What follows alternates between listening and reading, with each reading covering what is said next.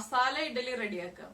നമ്മൾ കഴിഞ്ഞ ദിവസം ഇഡലി റെഡിയാക്കിയില്ലേ, ആ ഇഡലി ബാക്കി വന്നു കഴിയുമ്പോൾ ഇപ്പൊ നമ്മൾ രാവിലെ ബ്രേക്ക്ഫാസ്റ്റിന് ഇഡലി ഉണ്ടാക്കി കഴിഞ്ഞിട്ട് ആ ഇഡലി ബാക്കി വന്നു കഴിയുമ്പോൾ നമ്മൾ വേസ്റ്റ് ആയിട്ട് കളയണ്ട. അത് യൂസ് ചെയ്തിട്ട് നമുക്ക് വൈകുന്നേരം സ്നാക്ക് ആയിട്ടും അതുപോലെ തന്നെ ഡിന്നർ ആയിട്ടും ചെയ്യാൻ പറ്റിയ റെസിപ്പി കിട്ടിയാലോ. അത് നല്ല ഈസി ആയിരിക്കില്ലേ. നമുക്ക് രാവിലെ ഉണ്ടാക്കിയ ഇഡലി വേസ്റ്റ് ആയി പോവാതിരിക്കാം. നമ്മൾ ചിലപ്പോ കൂടുതൽ ക്വാണ്ടിറ്റി ഉണ്ടാക്കുമല്ലോ. പല സാഹചര്യങ്ങൾ വരുമ്പോൾ കൂടുതൽ ഇഡലി ഉണ്ടാക്കേണ്ടി വരും. അപ്പൊ അല്ലെങ്കിൽ നമ്മൾ വൈകുന്നേരം ഇഡലി തന്നെ കഴിക്കാമെന്ന് വെച്ചിട്ട് കൂടുതൽ ഉണ്ടാക്കി വെക്കും. അപ്പൊ ചിലപ്പോൾ കുട്ടികൾ അറിയാം, അയ്യോ രാവിലെ ഇഡലി ആയിരുന്നു, എനിക്കിപ്പോ ഇനി വൈകുന്നേരം ഇഡലി തന്നെ വേണ്ടാന്ന് പറയും. അപ്പൊ നമുക്ക് എന്താ ചെയ്യാൻ പറ്റുക, ഈ കുട്ടികളെ പറ്റിക്കാൻ വേണ്ടിയിട്ട് നമുക്ക് വളരെ എളുപ്പത്തില് വളരെ ഈസി ആയിട്ട് മസാല ഇഡലി റെഡിയാക്കി എടുക്കാം. നല്ല ടേസ്റ്റ് ആണ് കഴിക്കാൻ. വേറെ കറിയൊന്നും ആവശ്യമില്ല. നമുക്ക് കുറച്ച് സവാളയും പച്ചമുളകും ഇഞ്ചിയും ഒക്കെ ഉണ്ടെങ്കിലും മസാല ഇഡലി റെഡിയാക്കി എടുക്കാം. പിന്നെ അതിൽ പുളി എങ്ങനെയാണെന്നുള്ളത് തക്കാളിയുടെ ഉണ്ടാക്കാൻ നമ്മുടെ ഇഷ്ടം അനുസരിച്ചിട്ട് തീരുമാനിക്കാം കേട്ടോ. കൂടുതൽ പുളി ആവശ്യമുള്ള ആളുകൾ കൂടുതൽ തക്കാളി ചേർക്കാം, ഇല്ലാന്നുണ്ടെങ്കിൽ ഒരു തക്കാളി ചേർക്കാം. പിന്നെ തക്കാളി ചേർക്കാതെയും ചെയ്യാം. അതൊക്കെ നമ്മുടെ പേഴ്സണൽ ചോയ്സ് ആണ്, അതെങ്ങനെ വേണമെങ്കിലും ചെയ്യാം. ഈ മസാല ഇഡലി ഇപ്പൊ നമ്മുടെ വീട്ടിലെ കുട്ടികൾക്കും ചെയ്യാം കേട്ടോ. ഇപ്പൊ ജോലിക്ക് പോകുന്ന പാരന്റ്സ് ആണ്, അല്ലെങ്കിൽ ഇപ്പൊ അച്ഛനമ്മമാരൊക്കെ ഒന്ന് പുറത്തു പോയിരിക്കുകയാണ്, നമുക്ക് കുട്ടികൾ മാത്രമേ വീട്ടിലുള്ളൂ എന്നുണ്ടെങ്കിൽ അവർക്കൊരു സർപ്രൈസ് ആയിട്ട് ഉണ്ടാക്കി കൊടുക്കാൻ പറ്റുന്നതാണ്. കുട്ടികൾ ഇപ്പൊ അച്ഛനമ്മമാര് ഇപ്പൊ ജോലിക്ക് പോകുന്ന അച്ഛനമ്മമാരാണെങ്കിൽ വരുന്ന ടൈം കുട്ടികൾക്ക് അറിയാൻ പറ്റൂലോ. ഇന്ന സമയമാകുമ്പോ അച്ഛനും അമ്മയൊക്കെ എത്തും എന്ന് അറിയാൻ പറ്റും. ആ സമയത്ത് കഴിക്കുന്ന രീതിയിൽ മസാല ഇഡലി ഉണ്ടാക്കിയിട്ട് കഴിക്കുമ്പോൾ ചൂടോടെ കഴിക്കുക കേട്ടോ. അല്ലെങ്കിൽ മസാല ഇഡലി തണുത്തു പോയി കഴിഞ്ഞാൽ മസാല ഇഡലി കഴിച്ചു കഴിഞ്ഞാൽ അത്ര നല്ല ടേസ്റ്റ് അല്ല. തണുത്തു പോയി കഴിയുമ്പോൾ ഇപ്പൊ ഏത് ഫുഡാണെങ്കിലും ചില ഫുഡുകൾ നമ്മൾ തണുത്തതിന് ശേഷം ഉപയോഗിച്ചു കഴിഞ്ഞാൽ അത്ര നല്ല ടേസ്റ്റ് ഉണ്ടാവില്ലല്ലോ. അപ്പൊ ഇതൊരു ചെറിയ ചൂടോടെ ഉപയോഗിക്കേണ്ട റെസിപ്പിയാണ് ഈ മസാല ഇഡലി എന്ന് പറഞ്ഞാൽ. അപ്പൊ കുട്ടികള് വീട്ടില് അച്ഛനമ്മമാർക്ക് റെഡിയാക്കാം, അതുപോലെ ബാച്ചിലേഴ്സിന് റെഡിയാക്കാം. പിന്നെ കുട്ടികൾ എന്ന് ഞാൻ എടുത്തു പറഞ്ഞത് കുട്ടികള് അച്ഛനമ്മമാർക്ക് ഒരു സർപ്രൈസ് ആയിട്ട് ചെയ്തു കൊടുക്കാൻ പറ്റിയ അത്യാവശ്യം വിശപ്പ് നന്നായിട്ട് മാറുന്ന റെസിപ്പിയാണ്. കുട്ടികൾക്ക് വല്ലാതെ ബുദ്ധിമുട്ടുള്ളതൊന്നല്ല, ഈസി ആയിട്ട് ചെയ്യാൻ പറ്റുന്ന റെസിപ്പിയാണ്. അപ്പൊ നമുക്ക് കിഡ് സ്പെഷ്യൽ എന്ന് പറയാം ഈ മസാല ഇഡലി, അല്ലെ? കിഡ് സ്പെഷ്യൽ ആയിട്ടും പറയാം, അല്ലാതെ പറയാം. എങ്ങനെയാണെങ്കിലും ഉണ്ടാക്കി നോക്കുക. എല്ലാവരും കഴിച്ചിട്ട് ഫീഡ്ബാക്ക് അറിയിക്കുക. അതുപോലെ തന്നെ നമ്മുടെ ചാനൽ സബ്സ്ക്രൈബ് ചെയ്യാത്ത ആളുകൾ സബ്സ്ക്രൈബ് ചെയ്യുക, അത് മറക്കണ്ട. അപ്പൊ നമുക്ക് മസാല ഇഡലി റെഡിയാക്കാം. നമുക്കപ്പോ മസാല ഇഡലിക്ക് ആവശ്യമായിട്ടുള്ള ഇൻഗ്രീഡിയൻസ് നോക്കാം.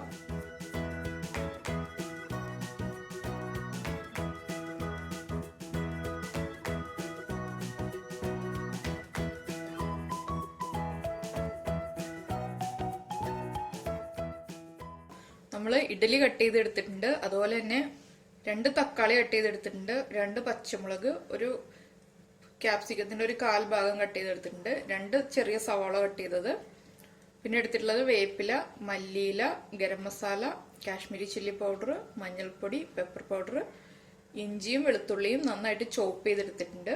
പിന്നെ നമ്മൾ കുറച്ച് കായം എടുത്തിട്ടുണ്ട്, ഉപ്പ്, സോയാ സോസ്, വെജിറ്റബിൾ ഓയിൽ. നമ്മൾ വെജിറ്റബിൾ ഓയിലാണ് ഈ റെസിപ്പി ചെയ്യുന്നത്. ഇതിപ്പോൾ ഞാൻ എങ്ങനെയാണ് ഇഡലി കട്ട് ചെയ്തെടുത്തിട്ടുള്ളതെന്ന് വെച്ചിട്ടുണ്ടെങ്കിൽ, ഇഡലി ഉണ്ടാക്കിയതിന് ശേഷം ബാക്കി വന്നപ്പോൾ അതെടുത്ത് ഫ്രിഡ്ജിൽ വെച്ചു.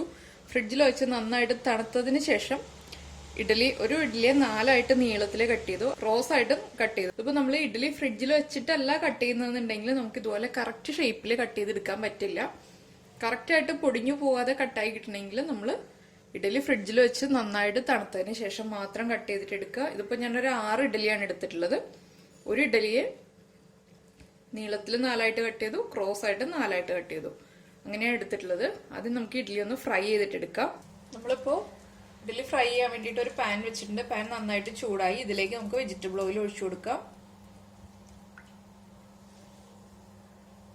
ഓയിൽ നന്നായിട്ട് ചൂടായി തുടങ്ങിയിട്ടുണ്ട്. നമുക്ക് ഇതിലേക്ക് കട്ട് ചെയ്ത് ചെയ്യുന്ന ഇഡ്ഡലിയുടെ പീസ് വെച്ചു കൊടുക്കാം. ഒരുമിച്ച് അങ്ങോട്ട് ഇടരുത്, ഓരോ പീസായിട്ട് പതുക്കെ എടുത്ത് വയ്ക്കാം.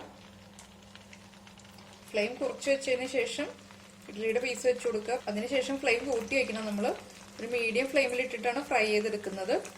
നമ്മൾ ഇഡ്ഡലിയുടെ പീസ് ഇട്ട് കഴിഞ്ഞിട്ടുണ്ട്. ഇതൊന്ന് ലൈറ്റ് ആയിട്ട് ഗോൾഡൻ ഷെയ്ഡ് വരുന്നത് വരെ നമ്മളൊന്ന് ഫ്രൈ ചെയ്തെടുക്കുക.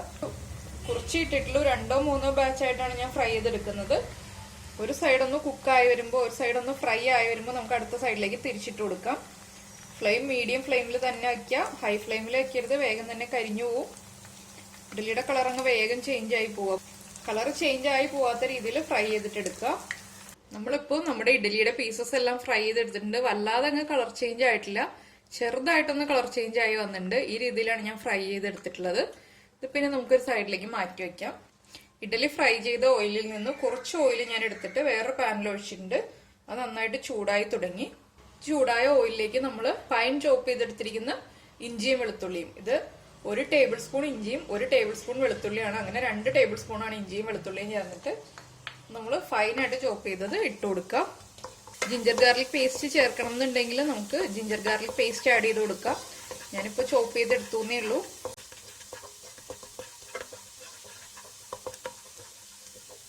ഇതിലേക്ക് നമുക്ക് നമ്മൾ കട്ട് ചെയ്ത് വെച്ചിരിക്കുന്ന പച്ചമുളക് ആഡ് ചെയ്ത് കൊടുക്കുക. 2 പച്ചമുളകാണ് നമ്മളിപ്പോൾ കട്ട് ചെയ്തെടുത്തിട്ടുള്ളത്. എരിവ് അനുസരിച്ചിട്ട് പച്ചമുളകിന്റെ എണ്ണം തീരുമാനിക്കുക. നമ്മൾ പെപ്പർ പൗഡറും മുളക് പൊടിയും എല്ലാം ചേർക്കുന്നുണ്ട്. അപ്പോൾ പച്ചമുളകിന്റെ എരിവ് കൂടി പോകാതിരിക്കാൻ ശ്രദ്ധിക്കുക. പച്ചമുളകിന്റെ എണ്ണം നമ്മുടെ എരിവ് അനുസരിച്ചിട്ട് തീരുമാനിക്കുക. പച്ചമുളക് ചേർത്തിട്ട് ഒന്ന് സോട്ടായി വരുമ്പോഴേക്ക് നമുക്ക് നമ്മൾ കട്ട് ചെയ്ത് വെച്ചിരിക്കുന്ന ഓണിയൻസ് ആഡ് ചെയ്യാം. ഇതിപ്പോ ചെറുതായിട്ട് നമ്മൾ സ്ലൈസ് ചെയ്തെടുത്തിട്ട് ഒന്ന് കുറുകെ കട്ട് ചെയ്തിട്ടുള്ള ഓണിയൻസ് ആണ്. അതുപോലെ തന്നെ ക്യാപ്സിക്കം ചേർക്കണമെന്ന് നിർബന്ധമൊന്നുമില്ല, നമുക്ക് ഇഷ്ടമുള്ളതുപോലെ ചേർത്താൽ മതി. എന്റെ കയ്യിൽ ക്യാപ്സിക്കം ഉള്ളതുകൊണ്ട് ഞാൻ ചേർക്കുന്നേ ഉള്ളൂ. ഇതിലേക്ക് നമുക്ക് കുറച്ച് കറിവേപ്പില ചേർക്കാം. ഇനി ഇതൊന്ന് നന്നായിട്ട് സോട്ട് ചെയ്തെടുക്കാം. നമ്മുടെ ഓണിയൻസ് നന്നായിട്ടൊന്ന് സോട്ടായി വരുന്നത് വരെ നമ്മൾ ഇളക്കിക്കൊണ്ടിരിക്കാം. ഇത്ര സമയം ഞാൻ ലോ ഫ്ലെയിമിലാണ് വെച്ചിരുന്നത്. ഇനിയിപ്പോൾ ഞാൻ മീഡിയം ഫ്ലെയിമിലേക്ക് മാറ്റുകയാണ്. നമുക്ക് മീഡിയം ഫ്ലെയിമിൽ വെച്ചിട്ട് ഓണിയൻസ് സോട്ട് ചെയ്തെടുക്കാം. നമ്മുടെ ഓണിയൻസ് ഒരു 75% സോട്ട് ആയിട്ടുണ്ട്. ഇനിയിപ്പോൾ നമുക്ക് ഫ്ലെയിം കുറയ്ക്കാം. ഫ്ലെയിം കുറച്ചതിന് ശേഷം ലോ ഫ്ലെയിമിലേക്ക് വെച്ചതിന് ശേഷം നമുക്കിനി പൗഡേഴ്സ് ആഡ് ചെയ്ത് കൊടുക്കാം. കുറച്ച് ഉപ്പ് ചേർത്തിരുന്നു കേട്ടോ ഇതിലേക്ക്, ഓണിയൻസ് ഒന്ന് സോട്ട് ചെയ്യാൻ വേണ്ടിയിട്ട്. അത് മാത്രം ഉപ്പ് ചേർത്തിട്ടുള്ളൂ. പിന്നെ നമ്മുടെ ഇഡലിക്ക് ചെറിയ ഉപ്പുണ്ട്, അതല്ലാതെ വേറെ ഉപ്പ് ചേർത്തിട്ടില്ല. ഇതിലേക്ക് നമ്മൾ 1/4 ടീസ്പൂൺ മഞ്ഞൾപ്പൊടി ചേർക്കുക, 1/4 ടീസ്പൂൺ പെപ്പർ പൗഡർ ആഡ് ചെയ്യുക, 1/2 ടീസ്പൂൺ കാശ്മീരി ചില്ലി പൗഡർ. എരിവ് അനുസരിച്ചിട്ട് നമ്മൾ പൊടികൾ ചേർത്ത് കൊടുക്കുക.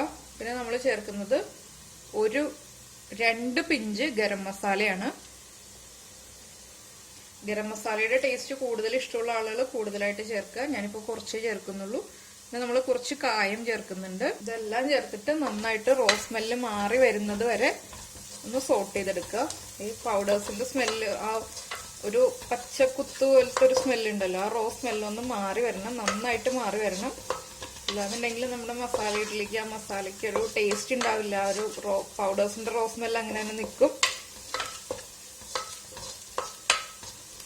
ഞാനിപ്പോൾ ലോ ഫ്ലെയിമിൽ വെച്ചിട്ട് തന്നെയാണ് സോട്ട് ചെയ്തെടുക്കുന്നത്. പൗഡേഴ്സ് ചേർത്തതിന് ശേഷം ഫ്ലെയിം കൂട്ടിയിട്ടില്ല, ലോ ഫ്ലെയിമിൽ തന്നെയാണ്. ഇതിലേക്ക് നമുക്ക് കുറച്ച് മല്ലിയില ചേർക്കാം. നമ്മൾ എടുത്തു വെച്ചിട്ടുള്ള മല്ലിയില മുഴുവനായിട്ട് ഇപ്പോൾ ചേർക്കുന്നില്ല.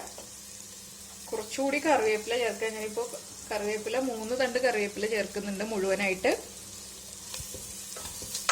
അതൊക്കെ നമ്മുടെ പേഴ്സണൽ ചോയ്സ് ആണ്, നമുക്ക് ആവശ്യത്തിനനുസരിച്ചിട്ട് ചേർക്കാം കേട്ടോ. ഇന്ന എത്ര ക്വാണ്ടിറ്റി ചേർക്കാൻ പാടുള്ളൂ എന്നൊന്നുമില്ല. ഇതിലേക്ക് ഇനി നമുക്ക് നമ്മൾ കട്ട് ചെയ്ത് വെച്ചിരിക്കുന്ന ടൊമാറ്റോ ആഡ് ചെയ്യാം. 2 ചെറിയ തക്കാളിയാണ് എടുത്തിട്ടുള്ളത്. നമ്മുടെ പുളി അനുസരിച്ചിട്ട് നമ്മൾ തക്കാളി ചേർക്കാം. ഇനി നമ്മുടെ ഈ തക്കാളി ഒന്ന് നന്നായിട്ട് കുക്കായി വരുന്നത് വരെ നമ്മളൊന്ന് ഇളക്കി കൊടുക്കുക. നമ്മുടെ ടൊമാറ്റോ കുക്കായി വന്നിട്ടുണ്ട്, വല്ലാതെ അങ്ങ് ഉടഞ്ഞു പോയിട്ടില്ല. ടൊമാറ്റോ കാണണ്ട നമ്മുടെ മസാലയിൽ നിന്നുണ്ടെങ്കിൽ നമ്മൾ വല്ലാതെ ഉടഞ്ഞു പോകുന്നവരെ കുക്ക് ചെയ്യുക. ഇതിപ്പോൾ ഞാൻ അങ്ങനെ വല്ലാതെ ഉടഞ്ഞു പോകുന്ന രീതിയിലല്ല ചെയ്യുന്നത്.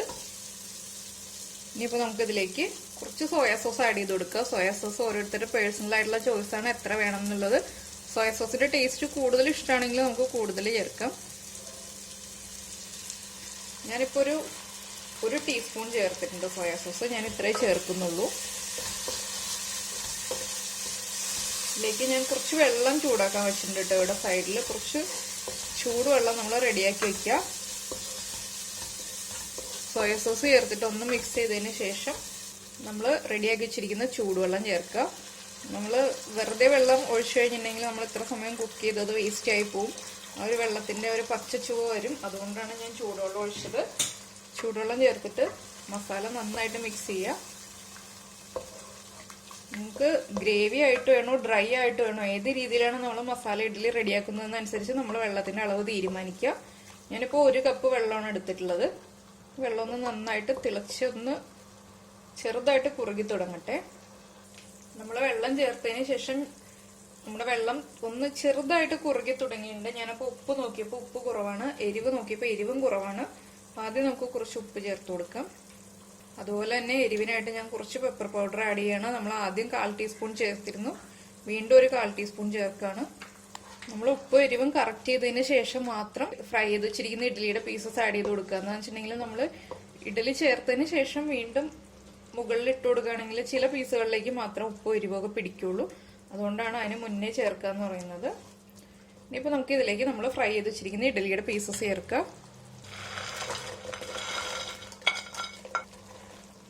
ഇഡ്ഡലിയുടെ പീസസ് ചേർത്തതിന് ശേഷം നന്നായിട്ടൊന്ന് മിക്സ് ചെയ്ത് കൊടുക്കുക. എന്താണെന്ന് വെച്ചിട്ടുണ്ടെങ്കിൽ ഇനിയിപ്പോൾ നമ്മുടെ മസാല ഇഡ്ഡലിയിലേക്കൊന്ന് നന്നായിട്ട് പിടിച്ചു വരണം.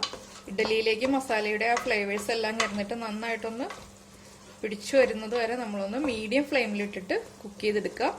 അപ്പോൾ നമുക്ക് ഡ്രൈ വേഷൻ അല്ല വേണ്ടതെന്നുണ്ടെങ്കിൽ കുറച്ച് ഗ്രേവി ആയിട്ടാണ് വേണ്ടതെന്നുണ്ടെങ്കിൽ നമ്മൾ വെള്ളത്തിന്റെ അളവ് കൂട്ടുക. ഇതിപ്പോൾ ഞാൻ ഡ്രൈ ആയിട്ട് ചെയ്യുന്നത് കൊണ്ട് വെള്ളം കുറച്ചേ ചേർത്തിട്ടുള്ളൂ. 6 ഇഡ്ഡലിക്ക് ഇപ്പോൾ ഞാൻ 1 കപ്പ് വെള്ളമാണ് ചേർത്തിട്ടുള്ളത്. പിന്നെ മെഷറിംഗ് കപ്പിൽ 1 കപ്പ്. പിന്നെ നമ്മൾ ഉണ്ടാക്കുന്ന ഇഡ്ഡലിയുടെ വലിപ്പം അനുസരിച്ചിട്ട് അളവിൽ വ്യത്യാസം വരും. ഒന്ന് നന്നായിട്ട് പിടിച്ചു വരട്ടെ. നമ്മുടെ ഇഡ്ഡലിയിലേക്ക് മസാല നന്നായിട്ട് പിടിച്ചു വന്നിട്ടുണ്ട്. ഇനി നമുക്ക് ഇതിലേക്ക് ക്യാപ്സിക്കം ചേർക്കാം. ഇത് ഓപ്ഷണലാണ്. നമ്മുടെ കയ്യിൽ ക്യാപ്സിക്കം ഉണ്ടെങ്കിൽ ചേർക്കാം, ഏത് കളറാണെങ്കിലും ചേർക്കാം. ഇന്ന കളർ തന്നെ വേണമെന്നൊന്നുമില്ല. അപ്പൊ എന്റെ കയ്യിലുള്ളത് റെഡ് ക്യാപ്സിക്കാണ്. അതുകൊണ്ട് ഞാൻ ഒരു ക്യാപ്സിക്കത്തിന്റെ 1/4 ഭാഗമേ എടുത്തിട്ടുള്ളൂ. ഒരു 6 ഇഡ്ഡലി ആവുമ്പോൾ നമുക്ക് ഇത് മതി. വല്ലാതെ അങ്ങ് കൂടുതൽ ക്യാപ്സിക്കത്തിന്റെ ടേസ്റ്റ് കൂടാതിരിക്കാൻ വേണ്ടിയിട്ടാണ് ഞാൻ ഒരു ക്യാപ്സിക്കത്തിന്റെ 1/4 ഭാഗം മാത്രം എടുത്തിട്ടുള്ളത്. ഇപ്പൊ കണ്ടോ, നന്നായിട്ട് കുക്കായി വന്നിട്ടുണ്ട്. നമ്മുടെ ഇഡ്ഡലി ഒന്നും ഉടഞ്ഞു പോയിട്ടില്ല. നമ്മൾ വെള്ളം കൂടുതൽ ചേർക്കുകയാണെങ്കിൽ ഇഡ്ഡലിയുടെ പീസസ് വല്ലാതെ അങ്ങ് ഉടഞ്ഞു പോകും. ഇഡ്ഡലിയുടെ പീസസ് തന്നെ കാണാൻ കിട്ടില്ല. ഇതിപ്പോൾ കറക്റ്റായിട്ട് നമ്മൾ വെള്ളത്തിന്റെ അളവ് കറക്റ്റ് ആയതുകൊണ്ടാണ് ഇതുപോലെ തന്നെ കിട്ടിയിട്ടുള്ളത്. ക്യാപ്സിക്കം ഒന്ന് കുറച്ച് സമയം, വളരെ കുറച്ച് സമയം, ക്യാപ്സിക്കത്തിന്റെ ഒരു ക്രഞ്ചിനെസ് പോകുന്നവരെ നമ്മൾ കുക്ക് ചെയ്യരുത്. ക്രഞ്ചിനെസ് പോകുന്നതിന് തൊട്ട് മുന്നേ ഉള്ള ഒരു സ്റ്റേജിലെത്തുമ്പോൾ നമുക്കങ്ങ് ഓഫ് ചെയ്യാം. ആദ്യമേ തന്നെ ക്യാപ്സിക്കം ചേർത്ത് കഴിഞ്ഞിട്ടുണ്ടെങ്കിൽ ക്യാപ്സിക്കത്തിന്റെ ക്രഞ്ചിനെസ് നമുക്ക് കിട്ടില്ല. ഇതിലേക്ക് നമുക്ക് മല്ലിയില ചേർത്തിട്ട് ഗാർണിഷ് ചെയ്യാം. കുറച്ച് മല്ലിയില നമ്മൾ മാറ്റി വെക്കുക, ജസ്റ്റ് ഫൈനൽ പ്രസന്റേഷന് വേണ്ടിയിട്ട്. ഇനിയിപ്പോൾ ഞാൻ ഫ്ലെയിം ഓഫ് ചെയ്യാൻ പോവാണ്. ഫ്ലെയിം ഓഫ് ചെയ്തതിന് ശേഷം നമുക്ക് സെർവ് ചെയ്യാം. അപ്പൊ അങ്ങനെ നമ്മുടെ മസാല ഇഡ്ഡലി റെഡി ആയിട്ടുണ്ട്. ഇതിപ്പോ ചെറിയ ചൂടോടെ തന്നെ കഴിക്കാം കേട്ടോ. തണുത്ത് കഴിഞ്ഞിട്ടുണ്ടെങ്കിൽ കഴിക്കാൻ അത്ര നല്ല ടേസ്റ്റ് ആയിരിക്കില്ല. പിന്നെ ഇതിങ്ങനെ ഇരിക്കുന്നത് എന്താണെന്ന് വെച്ചിട്ടുണ്ടെങ്കിൽ നമ്മള് ഇഞ്ചിയും വെളുത്തുള്ളിയും ഫൈനായിട്ട് ചോപ്പ് ചെയ്ത് ചേർത്തത് കൊണ്ടാണ് ഇതുപോലെ ഇങ്ങനെ തരിതരി പോലെ കാണുന്നത്. നമ്മുടെ ഇഞ്ചിയും വെളുത്തുള്ളിയുമാണ്. അപ്പൊ നമ്മൾ ജിഞ്ചർ ഗാർലിക് പേസ്റ്റ് ചേർക്കുകയാണെങ്കിൽ ഇതുപോലെ ആയിരിക്കില്ല ഇരിക്കുന്നത്. അപ്പോൾ ഇതുപോലെ ഇഞ്ചിയും വെളുത്തുള്ളിയും ചോപ്പ് ചെയ്തിട്ട് ചേർക്കുകയാണെങ്കിൽ ഇതുപോലത്തെ ഒരു ഫിനിഷിംഗിൽ കിട്ടും നമുക്ക്. അപ്പൊ എല്ലാവരും ചെറിയ ചൂടോടെ തന്നെ കഴിക്കുക, അത് ശ്രദ്ധിക്കുക. അതുപോലെ തന്നെ എരിവിന്റെ അളവ് നമ്മുടെ ഇഷ്ടത്തിനനുസരിച്ച് തീരുമാനിക്കുക. പെപ്പർ പൗഡറിന്റെ എരിവ് അത്ര ഇഷ്ടമല്ല എന്നുണ്ടെങ്കിൽ ഗ്രീൻ ചില്ലിയുടെ എണ്ണം കൂട്ടുക. അതനുസരിച്ച് നമുക്ക് എങ്ങനെയാണെന്ന് വെച്ചാൽ അത് അഡ്ജസ്റ്റ് ചെയ്യാം. കൂടുതലായിട്ട് മുളക് പൊടി ചേർക്കാതിരിക്കുന്നതായിരിക്കും ഭംഗി. എന്താണെന്ന് വെച്ചാൽ കൂടുതൽ മുളക് പൊടി ചേർത്തിട്ടുണ്ടെങ്കിൽ നമ്മുടെ ഈ ഒരു കളർ കിട്ടില്ല, കളർ ഇത്തിരി ചേഞ്ച് ആയി പോവും. അപ്പോൾ എല്ലാവരും ഉണ്ടാക്കി കഴിച്ചതിന് ശേഷം ഫീഡ്ബാക്ക് അറിയിക്കുക. നമുക്ക് അടുത്ത ഡിഷുമായിട്ട് അടുത്ത ദിവസം കാണാം. ബൈ.